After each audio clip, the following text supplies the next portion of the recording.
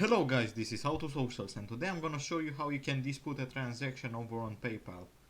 It's really easy, so let's not waste any more time.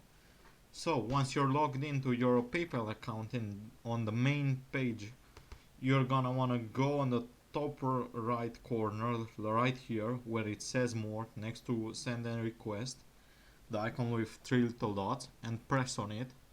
Once you've done that, at the bottom you should have go to resolution center. Click on that. Let's wait for it to load up.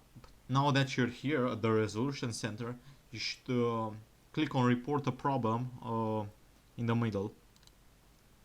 Once you've done that, it's gonna prompt up a list of your previous transactions. Okay, now that we are here, I'm gonna select a random transaction.